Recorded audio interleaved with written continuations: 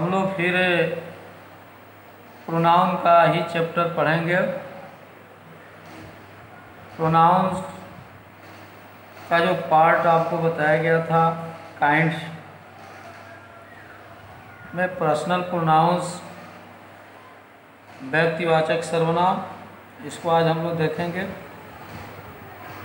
इसकी परिभाषा है I, we, you, he, she, it.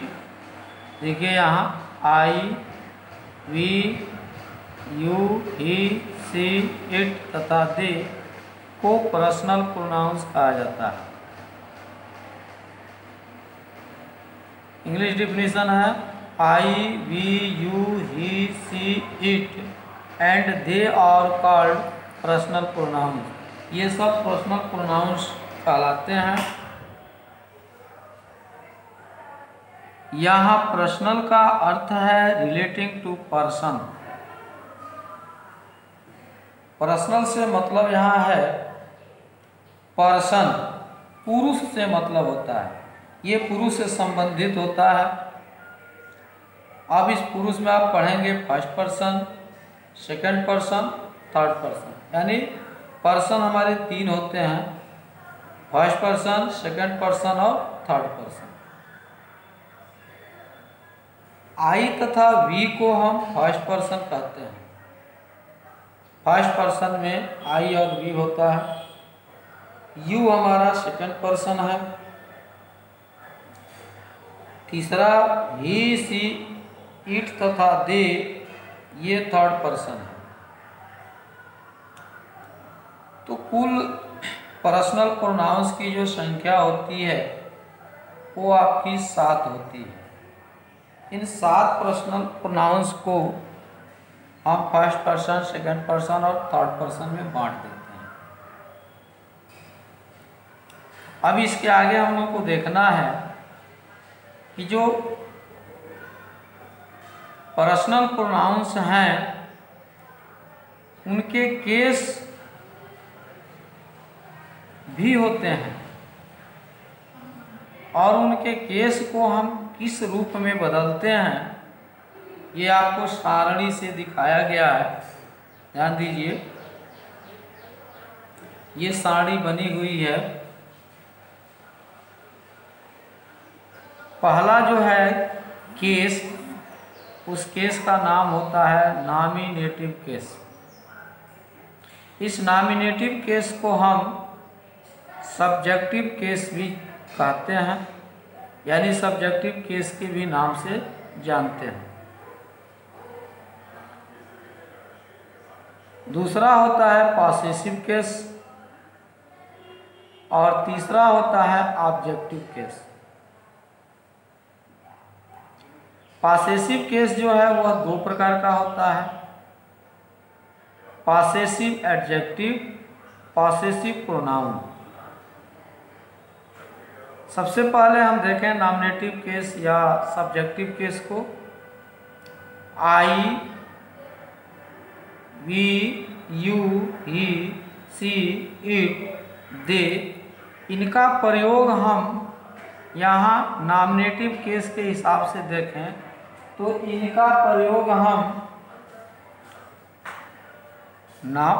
Pronoun है तो आप जानते ही हैं कि नाउन के जगह पर प्रयोग किया जाता है, लेकिन इनका प्रयोग हम किसी नाम के जगह पर करते हैं। ये देखिए नॉमिनेटिव केस का मतलब कि नाम के जगह पर, राम, श्याम, मोहन वगैरह के जगह पर हम इन सब का प्रयोग कर सकते हैं। या इसका दूसरा नाम है सब्जेक्टिव केस, तो सब्जेक्ट के जगह पर ही आएगा। I, we, you, he, she, it, they, इनका प्रयोग किसी सब्जेक्ट के जगह पर ही होता है, इसलिए इसका सब्जेक्टिव केस भी नाम पड़ता है। ठीक है। उसके बाद हम देखें पॉसेसिव केस में पॉसेसिव एडजेक्टिव जो है, आई का पॉसेसिव एडजेक्टिव माई होता है। आई का पॉसेसिव प्रोनाउन माइन होता है। आई का ऑब्जेक्टिव केस मी होता है। यानी जब भी हमको किसी व्यक्ति के जगह पर किसी प्रोनाउन को लगाना है और यदि वह व्यक्ति ऑब्जेक्ट के जगह पर आया है तो उस जगह पर हम मी का प्रयोग करेंगे। ध्यान दीजिएगा, ऑब्जेक्ट के जगह पर यदि नाउन आता है तो वहाँ हम मी का प्रयोग करेंगे। पॉसेसिव प्रोनाउन के जगह पर माइन का प्रयोग करेंगे और पॉसेसिव एडजेक्टिव के जगह पर माई का प्रयोग करेंगे। उसी तरह से वी का प्रयोग करना है तो ये सब्जेक्ट के जगह पर प्रयोग होगा, एडजेक्टिव के जगह पर आवर का प्रयोग होगा और प्रोनाउन के जगह पर आवर्स का प्रयोग होगा। और यदि यही हम ऑब्जेक्ट के रूप में प्रयोग करते हैं तो अस का प्रयोग करेंगे। अगला देखें, यदि हम किसी सब्जेक्ट के जगह पर यू का प्रयोग करते हैं, यानी नॉमिनेटिव केस में यू का प्रयोग करते हैं और हमको पॉसेसिव एडजेक्टिव यदि लिखना हो यू का तो ये योर होगा। उसी तरह से पॉसेसिव प्रोनाउन यदि लिखना हमको और यदि ये लिखना है तो योर्स लिखेंगे और ऑब्जेक्टिव केस के जगह पर यदि लिखना हो तो हम यू लिखेंगे। ऐसे ही हिज हिम होता है, सी हर्स हर होता है, इट इट्स। यहाँ देखिए इट का नॉमिनेटिव केस होता है, पॉसेसिव केस होता है, पॉसेसिव एडजेक्टिव होता है, लेकिन पॉसेसिव प्रोनाउन नहीं होता है और ऑब्जेक्टिव केस होता है इट। दे देयर देयर्स और देम, ये सब जो हैं ये आप देख लीजिएगा, ये nominative case, possessive adjective, possessive pronoun और ऑब्जेक्टिव केस में इनका प्रयोग कैसे होता है ये आगे बताया जाएगा, आपको पढ़ाया जाएगा। तो फिलहाल यहाँ आप केस याद कर लीजिए कि आई का कौन कौन केस है। आई का पूछ दे कि पॉसेसिव एडजेक्टिव क्या होगा तो माई बताएंगे, पॉसेसिव प्रोनाउन पूछे तो माइन बताएंगे, यदि पॉसेसिव ऑब्जेक्टिव केस पूछे आई का तो नहीं बताएंगे। उसी तरह से मान लीजिए पूछ दे यदि नॉमिनेटिव केस है या सब्जेक्टिव केस है तो उसका पॉसेसिव एडजेक्टिव क्या होगा तो देयर लिखेंगे, पॉसेसिव प्रोनाउन क्या होगा देयर्स लिखेंगे, ऑब्जेक्टिव केस क्या होगा तो देम लिखेंगे। इस तरह से आप इसको याद कर लीजिएगा, ठीक है। इसमें नोट है, नोट पहला है, ध्यान दीजिए, कर है my, our, your, his, her, its तथा देयर, ठीक है। ये इसके बारे में मैं आपको बता रहा हूँ, ये my, our, your, his, her, its और देयर यानी पॉसेसिव एडजेक्टिव के बारे में मैं चर्चा कर रहा हूँ।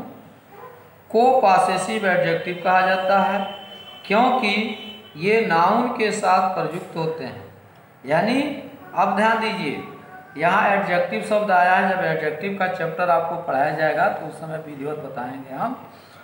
ये सारी चीज़ें ये किसी नाउन के जगह पर आता है, ये किसी नाउन के जगह पर आता है, ये भी किसी नाउन के जगह पर आता है, लेकिन ये पॉसेसिव एडजेक्टिव जो है वो नाउन के जगह पर नहीं आता है, नाउन के पहले आता है, इसीलिए इसका नाम पॉसेसिव एडजेक्टिव पड़ा।